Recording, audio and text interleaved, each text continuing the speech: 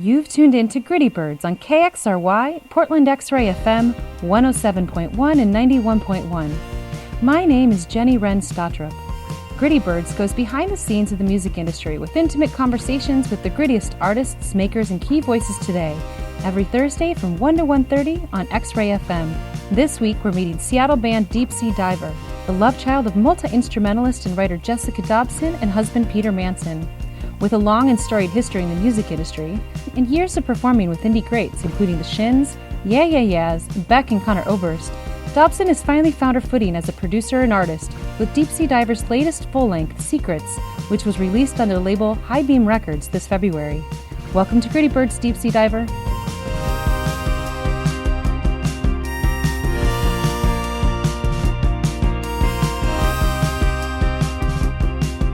So I have here today, I have Deep Sea Diver. They're here at Mississippi Studios, and they are playing tonight with Hosannas and Lost Lander. And welcome. Oh, yeah. Oh, yeah. So introduce yourselves. This is Jessica. My name is Jessica. Jessica Lee Dobson from Deep Sea Diver. And my name is Peter. Abraham Manson is his full name. So how did you guys first meet? We met because I was making a record in Seattle with this producer named Phil Eck. And he had heard, actually before I even met Peter, he was trying to play on my record because I was a solo artist at the time. Mm-hmm. And he was trying to finagle his way into playing drums on the record. So I didn't even know who he was, but he didn't know who I was. He just heard that there was some girl coming to town that he heard had good songs, and so he was trying to play on the record. Anyways, I met him that summer at a coffee shop, and we became fast friends, and then soon to be husband and wife. Here we are, and we have someone else here. We have Would you Elliot like to Jackson introduce yourself? is here. He's our synth, sometimes called mastermind. That's not true. Genius. Did you also synthesized meet at man. a coffee shop and get married? Wait, just kidding. Yeah, it's not weird. We just have our whole band is an open relationship, really. No, I'm kidding. That's a joke. It's called Fleetwood Mac. It's called Fleetwood Mac. Yeah. And everyone They're the probably OGs. So you were working with Phil Eck. You Mm-hmm. were signed really young to Atlantic, and you were working with him. And I was curious, have you ever done any, what happens to tracks when your album doesn't get released? They get lost on really old school looking hard drives that don't work anymore. Oh, okay. And that's my case. It's in the back of my closet somewhere. Or you release them on social media as a joke sometimes, and you say, hey, look at this song that was never released and how tiny my voice is. I've done that before. But yeah, the ones that you're not really proud of never really see the light of day. But sometimes you take some of those ideas that were never released and you put them into new songs because you can do that. Yeah. So you put out, right before you met Peter, I believe, you put out an EP that I... The New Caves EP? Yeah, yeah. How did it change then when Peter came on board, and how did the project evolve? Because you went from having this solo project that you worked on for a few years, yes, and got involved and met a billion people, and then Deep Sea Diver started, and then Peter, this drummer, came along. Right. I feel like you can explain that pretty well. I feel like I just made her life a lot harder. So I feel like we come at music from such completely different angles that sometimes we'll to finally get to the end result is very, very tenuous and very trying. But I feel like to get that final result can be worth it, though we always hope that the process gets easier and less tension-filled. Totally. So I noticed that your last record, very similar to Radiation City's record, took some time to put out. What was the process like when you knew you had to table it? Things just weren't coming together. Yeah. And we didn't have a tour. We didn't have a publicist. We didn't have a radio campaign company. And so it kind of felt like, had we just released it at the moment when it was ready, in terms of the record being done, we would have just farted it out. And so our manager called us up and was just like, you are going to hate me for this, but I think we should wait. I think that it could come at a better time with better circumstances where there's a better rollout. And so it was a very hard phone call, and Jessica, she cried, and I was just very bummed as well. But now in retrospect, I'm very glad that we did wait, and the pieces did fall into place very well, and we got that tour with Radiation City, and it was great. Yeah, I think because we started our own label, we were very conscientious about doing things proper and just taking cues from what we've seen from the labels that we love and care about. And because we're not anti-label, we're just DIY until we don't have to be. That's Right. our motto. So I'd love to sign to a great label that made sense and work with awesome people as a team. But right now, it's like us building a team together, and so it was a very, very good decision to wait. And that's the hardest thing to do, because everybody just wants to put out records and then go on and move to the next thing. But there's just too much noise in the world to do that. With how much money and care and time we put into this record, we didn't want it to just kind of, be a little, like Peter said, fart the record out. That's just the wind. It's a fart in the wind. That's Fart what in it the would have wind. been. Maybe. Who knows? Maybe. Who knows? Who's your manager? Our very dear friend, Jeff Shoup, who is married to a very good friend of ours, an artist, musician, Rosie Thomas. She was on Sub Pop for a little bit, and they're just great human beings and very great people to work with. How'd you meet them? I met Rosie in Seattle, just in the music scene. Yeah. And Shoup worked for Sufjan for a long time as like a tour manager kind of thing, and so he is a musician himself as well. He played in a band. He's a little bit older than us, but what was the band that he played in with James? Esther Drang, like in like the early 2000s, and so he understands that's like so key, especially I think from a management standpoint, what it's like to be a musician and to tour, and then also he rolls up his sleeves and takes care of emails, which I hate doing. And networking and all that stuff that's a necessary evil. So how did you guys come around to starting the label? When did that evolve? I think it kind of goes in line with a DIY until we don't have to be. It just happened because we were tired of saying that self-released, quote unquote, Mm-hmm. It looks more legitimate with a name to it. And it is more legitimate now because we've learned a lot since our first release. It felt like home to call it, or for it to have its own home, Yeah. High Beam Records just has a little bit better of a ring than self-released again. Do you imagine that High Beam will do something in the future, releasing other albums? We get asked other that a lot, artists? and I would, if the situation were right, I feel like it would be more something that like if it just kind of appeared rather than us actively searching for bands right now where it stands, because we'd really like to start focusing on the next record and continuing to tour this one. So if something appeared, which sometimes it does, you meet bands all the time on the road that you just are instant friends, and maybe they're looking for, a similar situation. It would be a huge learning curve for us to do it for somebody else. But I'm definitely interested in the future. Actually, we were just talking earlier today. What I'm more interested in than putting out other people's records is actually producing other records. Yeah. And working on because business is business, but the musical side of things is much more fulfilling to me. Would you consider yourself as like a songwriter, an artist, or a producer? Songwriter, artist, or producer? I think a songwriter with a heavier producer mentality. Like, I can write my own songs, and especially when I have deadlines and goals, it's great. But for this band, it's much more collaborative. And so in the back of my mind, I always have the producer mentality, but I finish most of the songs where Peter starts a spark and an idea, or the band sets a vibe, and I'll run with that. I'm not the best at like starting a song and bringing it to the band unless it's like I finish it all the way through. I get selfish. I want to be my own visionary for that time being. But when it's a collaborative experience, I'm definitely more of the arranger, songwriter, and producer. I don't know if I can separate the three. Yeah. Actually.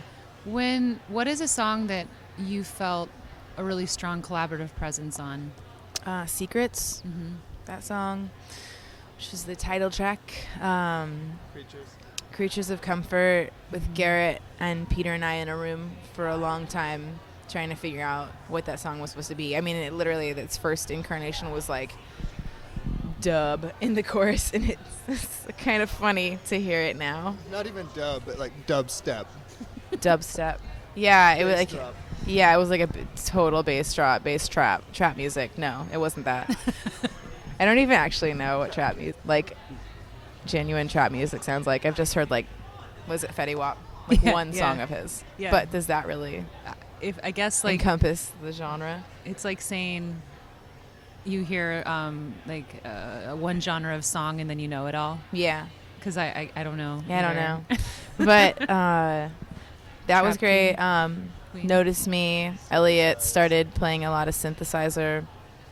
And but take one element out like the synth and it's just a rock song. But then put that back in and it's multi-dimensional and a lot more interesting, I think. Yeah. So yeah, a lot of these songs are really collaborative and benefit very much from that. You've been playing for a long time. I guess I read a little bit about the history of how did you even get picked up with Atlantic? Because I don't even know what that process looks like. Yeah, it was like kind of a whirlwind for me too. I did some demos with I met Richard Swift. You know Richard Swift? He's an artist and he played in the Shins with me and he now plays in the Black Keys and the side project the Black Keys have. What's it called? The Arcs. Yeah. And then he has his own solo career too. He did some demos, and him and his band did some demos for me when I was like 19. Because you're from California. Yeah. Southern California. And so we all lived in a really close proximity, and we ended up, I was taken under the wing of Richard's manager, who was kind of more like an A&R type. And I think he now is like the president of Capitol or something now. Like something like that. Yeah, just kind of crazy. I haven't seen him for a long time. But he kind of scouted things out, and then I was, a little time passed, and before I even knew it, I had a record deal and didn't know, what the hell I was doing. But so that was a big learning experience for me. How has your songwriting and producing changed since you were 19. Yeah. And you are now 32. Oh, man. Yeah. I mean, I don't think there are core elements that remain. Like, I think I've always had a good ear for arranging a song. Yeah. But the difference in how I play guitar now and all the bands that I played in that formed my playing, writing songs with Peter, we have totally different influences. I think they're just so much, like I used the word multidimensional earlier, like, with my early stuff, I was writing most of the bass, drums, and keys and guitar, and I just kind of had to envision all that myself, and that was fun and cool. But I think in the end, the songs laid a little bit flat. They'd have hooks, but what I always longed for was kind of either a right-hand man or a collaborative experience to flesh out things further, and that didn't come until 5, 6, 7 years after I was off the label. Yeah. So then you got involved, you started releasing your own stuff, and then James Mercer reached out to you. How did you get connected with James? That was actually another, I think, Richard Swift connection. If not, it was through my friend Yuki, who played bass, kind of full circle, on the record that I did with Phil Eck. Yeah. He played bass on it, and I'm pretty sure either somebody saw me play with Beck, or Swift or Yuki mentioned that I could play guitar and would be a good fit. And it ended up being the first band that James tried out between Yuki, Richard, and me. And Joe Plummer it became the band. Yeah. Yeah, so that was cool. That it was is a lot really of fun. cool. I had to spit. So You don't have to edit that out. Just say it one more time. Just keep looping it in the background through the whole interview. Sorry, I have to spit. Run it backwards. Elliot can say sorry. I have to spit backwards. Kids, Elliot's. Just they bury the. What are you Some speaking? David Lynch there. Oh, that's funny. So speaking of David Lynch, the person who helped me set this up with John Neff. Okay. He did all the sound design Yeah. for all his Rad. Yeah. Amazing. I know, right? Wait, for the old and the new? He hasn't done the recent, but Mulholland Drive, Old Twin Peaks, Whoa. like all his. Very cool. Yeah. That's rad. So thank John Neff for making you Thank sound you, John good today. Neff. That's amazing. David Lynch, whatever you just said. Okay. And David Lynch. And David Lynch. And Twin Peaks. And Twin Peaks. Laura Flynn Boyle. What is your obsession when you're not doing music? Cooking. Cooking? Mhm. What do you like to I'm cook? a foodie, dork, snob, weirdo. What's your obsession when we don't play music? Henry. No, it's not. It's Crossy Road. Do you know what Crossy Road is? Of course I do. I worked Curse with you. kids. I told you No. about Montessori. Of I'm course I know what disowning Crossy this Road whole is. table. Crossy Road? You know it if you know 8-year-olds. Yeah. Well, who would have thought like an Apple TV free game would just arrest the minds of kids to 32-year-olds? Just I loathe. I'll go to bed and I'll hear the little click of the iPhone remote. I'm like, "Are you playing Crossy Road?" It's like, "Yes." I hate it. I knew it as an app, but I didn't know you could. Oh, connect it's it to on Apple TV. I do really enjoy watching Peter play Crossy Road, and I want to say that he has the 4th highest score in the world on Crossy Road. That's true. Wait, it's is pathetic. this true? It's on Wikipedia. Peter has No, the 4th it's highest not. score. I believe you. I'm embarrassed. I'm very proud. I wonder what you spend your time doing. So who's this Henry? Our dog. He's our beagle boy. Our Uh-huh. puppy. Puppy. Like He's actual not a puppy anymore, but I can't Okay. stop calling him. He looks like a puppy still. He's a year and a half, so he's Oh, still that's still he still acts puppy. like a puppy. He's Yeah. actually in our van right now. Oh, was that the Um, dog? yeah. that I just saw. Henry Okay. is a rock star, probably more famous than us in some world. Now he actually has I hashtagged him a couple times on Instagram, like Beagles of Instagram. Yeah. Because people tell you that, Instagram or hashtags get you more followers, but I don't really care. But I just did it as a joke. And I think we Yeah. got 2 Beagle Lover followers that week. Nice. But Demographic. we really just need that demographic. So you've been playing with a lot of Portland bands. Like I was reading an article where everyone was reviewing you, and it was like Sarah was on there from Pure yeah. Bathing Culture, Mhm. and then you were touring with Rad City, and Yes. you actually have a pretty strong connection with the Portland, Seattle. Yeah. I feel like more than we have in Seattle. Yeah. More connections in Portland? I think so. With bands? Yeah. I think so too. Well, the times have changed. Yeah. It's kind of always fluctuates. The scene is constantly changing in Seattle. It was folk 4 years ago when we arrived, and it's no longer. Now it's surf rock, garage rock kind of vibes. It's interesting. It's interesting being a transplant coming into that. I wonder what it would have been like if we were, from there, and if we would be making surf, garage rock, or folk music around that time. I don't know. Who could say? Just trying to resurrect grunge music. Oh, yes. I don't understand grunge music. No. What did you listen to when you were younger? Like, what was the first record? My first record, Brandy. Oh my gosh. I had it on tape. Up in my room? MXPX. MXPX. Some Christian ska, because I went to youth group. Which ones? Because I probably know them. I don't probably remember. saw a couple of them. No, live. I hated the Big Boss. Supertones. I No, there didn't was a listen. Supertones. Five Iron Five Iron Frenzy. Frenzy, I had that record. I think I saw the Supertones at youth camp. Okay. The YMCA youth camp in Colorado. MXPX and Five Iron Frenzy were the only punk or ska that I had that was Christian youth group records. And Glad then it my was first not record just that I me. actually bought was No Doubt, Tragic Kingdom on CD. Yeah. And then I got really into hip hop. Mhm. And I had all the Dre, the Chronic. I was a fluctuating kid in junior high like everybody is. I went through a hip hop stage, a goth stage with The Cure, and I'm half Mexican, so I had a lot of friends that listened to the Smiths and things like that in junior high. We wore Converse and had pompadours and things like that. It was fun. And then I got into Radiohead 8th grade when the Romeo and Juliet soundtrack came out. Mm-hmm.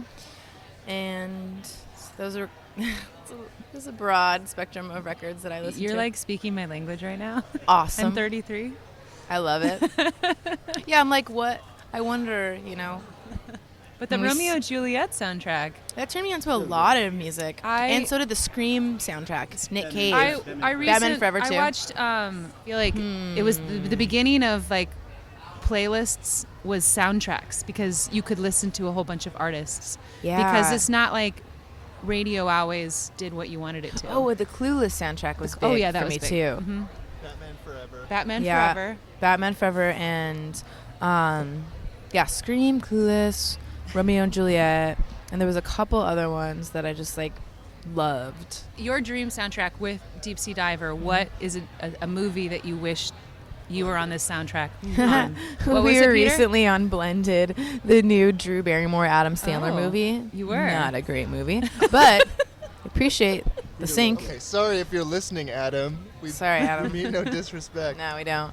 Adam Sandler, if you want to listen to my podcast, I'm okay with it. I think that one of the best We won't after that no, comment. no. one of the best curators of soundtracks I think these days is Sofia Coppola. Uh-huh. That's another very influential. Her husband's a musician, right? Yeah, he's the lead singer of Phoenix. Of course. So that's how I actually heard of Phoenix and a lot of bands. But I love the Kevin Shields collaboration on the Lost in Translation soundtrack. So basically anything Sofia Coppola would do, I would be very thrilled to be a part of. Wes Anderson, Quentin. I'm just listing off what Peter said. Quentin Tarantino. Yep. Yeah. He's really into hip hop. It's who does the curating? RZA, right? Maybe so. For Quentin Tarantino movies. I think that RZA does Quentin Tarantino. At least the last few. Maybe I'm a wrong little though. embarrassed I Someone don't remember fact check right me. So then let's switch. We've got compilations. Who would be your dream collaborator? Like anybody in the world. I would love to do a track with Janelle Monáe, and as well as I'm a big PJ Harvey fan these days. I don't know. She really grew on me in the last literally it took 10 years for me to really get What it. was the thing that was Let it England recent? Shake. Let England Shake. Yeah. Okay. I think she won what's the Brit Awards for Mercury Prize? Okay. Yeah. I was thinking and- of the Canada Awards just for a second there. Yeah, I don't know. But she's great. Collaborations. What about you, Peter? He's indecisive. I'm just going to say another one. Nick Cave. Elliot, go. He's eating. I'm going to say another one. No, I'm just kidding. There's Do you always have something room. now? He has nothing. Go, Peter. Honestly, I feel like David Bowie would have been. And Oh, I feel so jealous of Arcade Fire that they got to just hang out and he would sing on there. they kind of had the last great collaboration with the new record they did. Uh-huh. Also, Peter was saying this, but I agree. The guys from Air. Oh, Air. Yeah. Especially. Their music is such a soundtrack in and of itself. Uh-huh. I feel like And to Virgin Suicides. that is true. Sophia The Coppola, full soundtracks. circle, you guys. Oh my gosh. Yeah, Air would be amazing. So what do you have going on this summer? Lots of one-offs, and trying to get better at writing the third record. Yeah. Have you started writing the third record yet?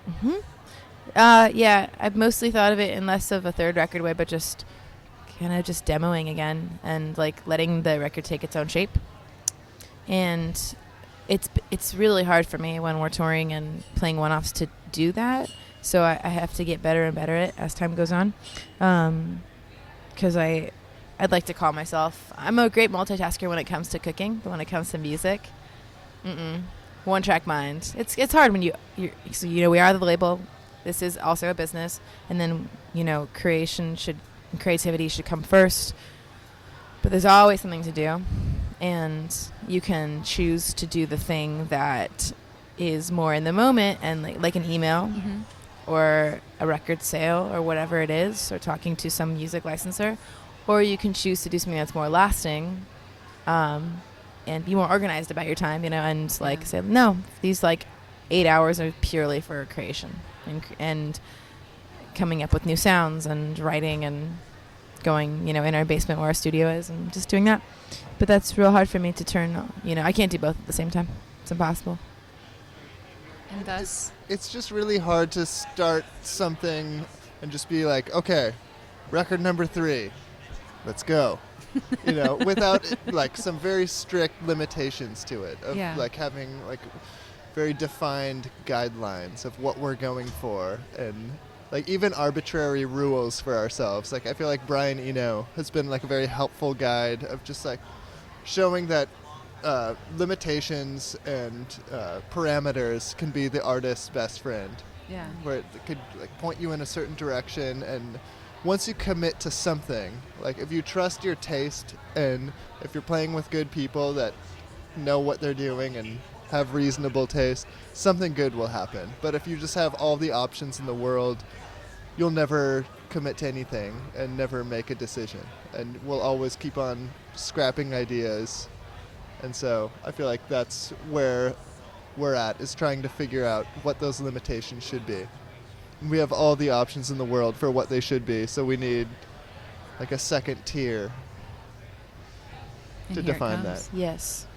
Well, thank you guys so much for coming on. Thank you. This is Jessica from Deep Sea Diver, and you are listening to Gritty Birds on X-Ray FM.